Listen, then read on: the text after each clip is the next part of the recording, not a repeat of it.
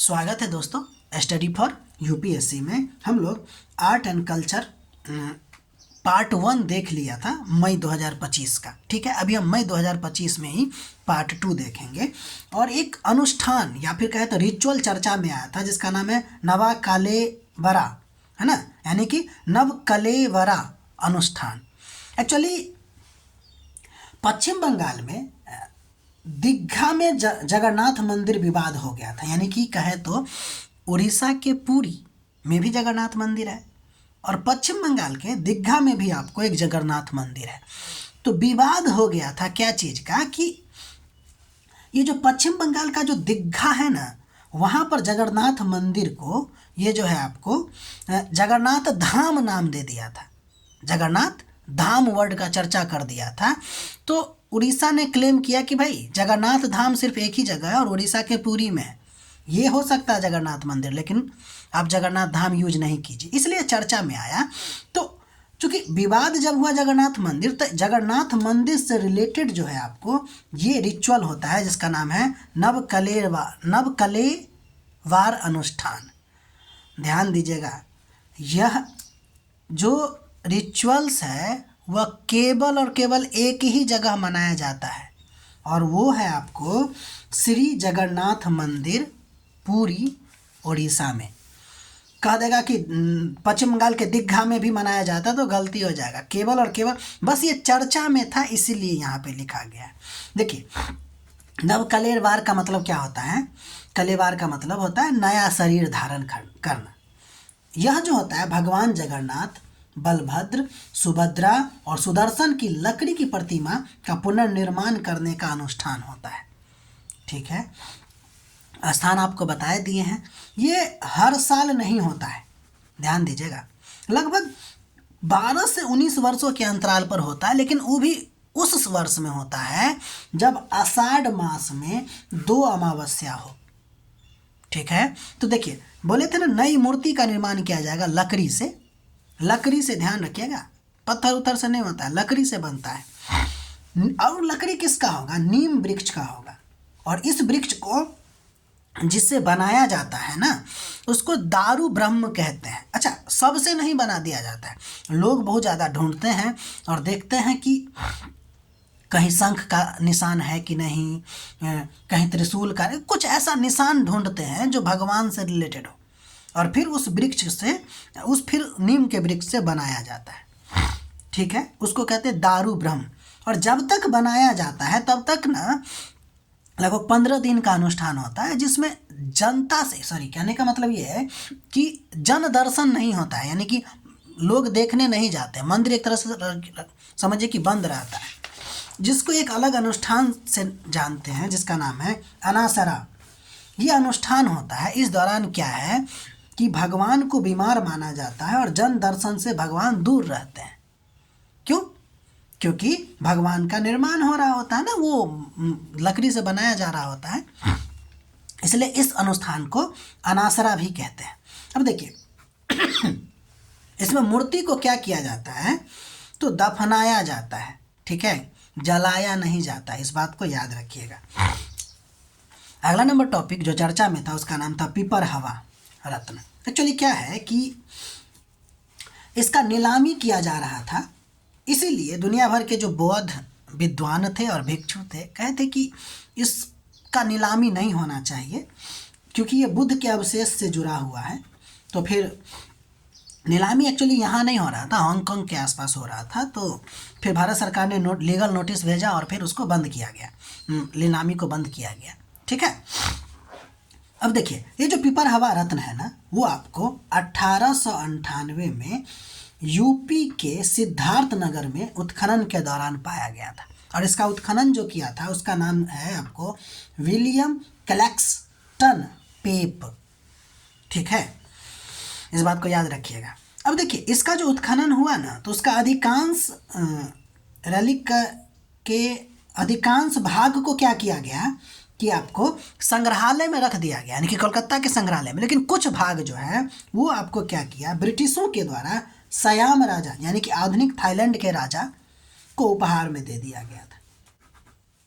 ठीक है, इस बात को याद रखिएगा, पीपर हवा रत्न। कहाँ पाया गया? कहेगा बिहार में, तो कहेंगे नहीं यूपी में। कहाँ? सिद्धार्थनगर में। अब देखिए अगला नंबर जो चर्चा में है उसका नाम है इरूला जनजाति। देखिए ये जो है ना इरूला जनजाति, वो तमिलनाडु केरल कर्नाटका खासकर नीलगिरी के पार्ट में या फिर कहे तो पश्चिमी घाट के आसपास में रहता है, जो पीवीटी ग्रुप में आता है। ठीक है, एक्चुअली क्या हो रहा है कि इसका बेदखली और भूमि अधिकार से इसको वंचित किया जा रहा है, इसलिए ये चर्चा में है। चूँकि ये पीवीटी है इसलिए इसकी वैधता को उजागर करता है। ठीक है, वैधता को। अब देखिए अब इसके बारे में हम लोग को जानना है।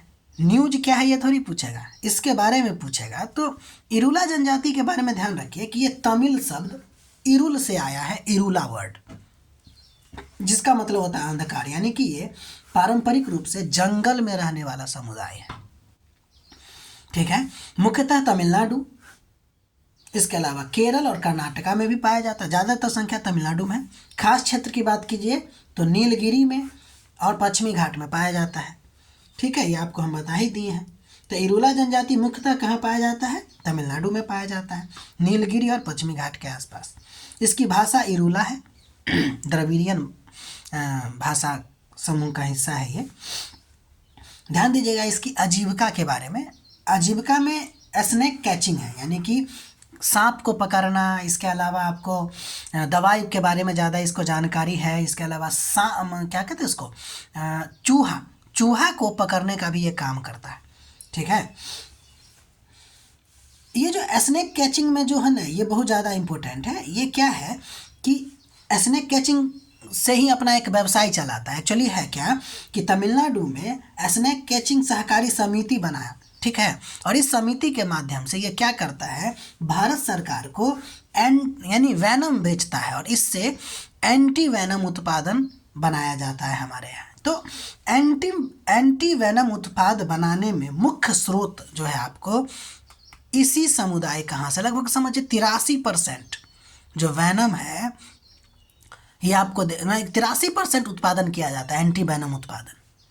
ठीक है, इनके बस्ती को मोट्टा कहा जाता है और इसके मुख्य देवता जो है कनियम्मा है। कनियम्मा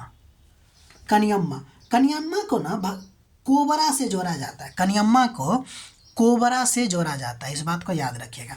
बहुत वीवीआई पॉइंट सब है ये सब। आपको क्वेश्चन अगर मान लीजिए कि इरूला से क्वेश्चन बनेगा तो मेनली यहीं से बनेगा, और क्या बन सकता है। ठीक है ना, अब हम लोग आगे बढ़ते हैं।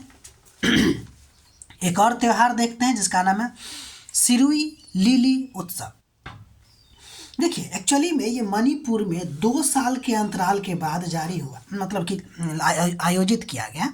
एक्चुअली है, आप जानते ही हैं कि मैतई और कुकी का जातीय हिंसा चल रहा था, इसलिए इसको बंद कर दिया गया था। स्टेट के द्वारा आयोजित होता है ये।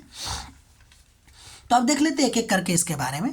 तो सिरुई लिली जब आपको कहे तो यह एक प्रकार का दुर्लभ और एंडेमिक फूल है, स्थानिक है, और यह दुनिया में केवल एक ही जगह पाया जाता है, और उसका नाम क्या है? मणिपुर के सिरुई हिल में। ठीक है, ये बहुत वीवीआई पॉइंट है, एंडेमिक फूल है, ये फ्लावर है। अब इस त्यौहार के बारे में देख लेते हैं। तो स्टेट लेवल कल्चर एवं इको टूरिज्म फेस्टिवल है ये। स्टेट लेवल कल्चरल यानी कि स्टेट के द्वारा ऑर्गेनाइज किया जाता है। एक्चुअली सिरुई लिली जो है ना, इसको मणिपुर का राज्य फूल भी तो घोषित किया गया है। ये जो त्यौहार है वो आपको उखरुल जिला में मनाया जाता है, और यह जिला मुख्य रूप से तांगखुल नागा जनजाति से संबंधित है।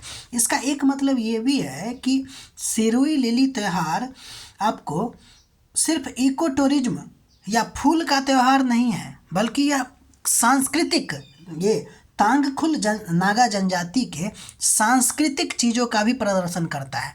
अलग अलग ड्रेस, क्या क्या ड्रेस होता है वो सब चीज़ इसमें पहन के लोग डांस उन्स करते होंगे। तो ये सिरुई लिली त्यौहार हो गया।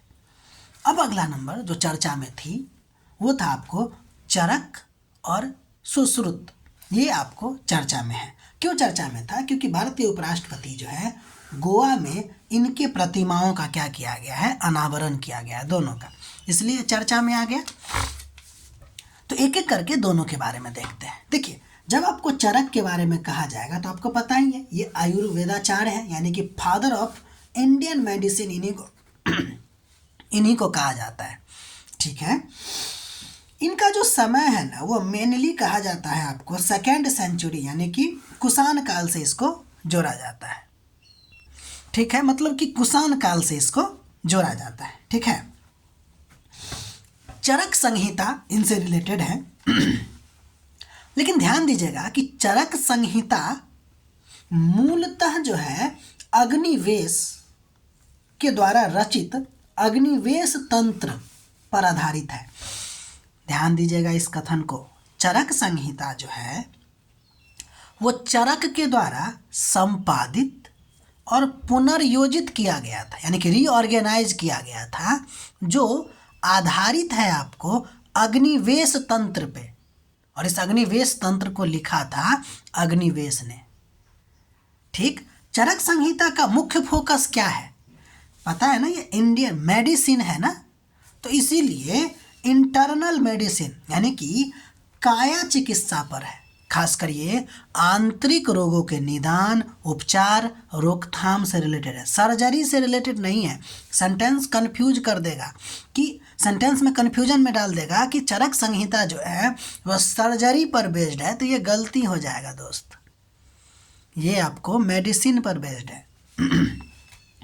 अगला नंबर सुश्रुत। देखिए ये प्राचीन भारत के महान सर्जन थे और इसीलिए इसको फादर ऑफ सर्जन भी कहा जाता है। ठीक है, इनका काल लगभग 6th सेंचुरी BCE है। ध्यान दीजिएगा, चरक से पहले का है, ये पुराने हैं, बहुत पुराने। ठीक है, अब देखिए सुश्रुत संहिता इन्होंने लिखा। यह ग्रंथ किस पे आधारित है, तो शल्य चिकित्सा यानी कि सर्जरी पर आधारित है। इस पुस्तक में लगभग 300 से ज़्यादा सर्जिकल प्रोसीजर दिया गया है, 120 से ज़्यादा सर्जिकल इंस्ट्रूमेंट के बारे में बताया गया है और साथ ही साथ ह्यूमन एनाटॉमी का पूरा डिटेल्ड ज्ञान इसमें भरा पड़ा है सुश्रुत संहिता में। ठीक, अगर सुश्रुता की प्रमुख उपलब्धियां की बात कीजिएगा तो प्लास्टिक सर्जरी के लिए ये जाने जाते हैं, विशेषकर राइनोप्लास्टी यानी कि नाक की शल्य चिकित्सा के लिए ये जाने जाते हैं। कैटरैक्ट सर्जरी के बारे में भी जाने जाते हैं।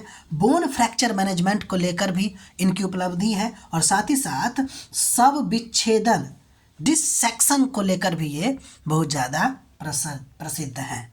ठीक है, तो ये रहा आपको मई का art and culture current affair series. ठीक है, यहीं आज कंप्लीट होता है ये मई का। अब हम लोग मई के बाद जून पढ़ेंगे।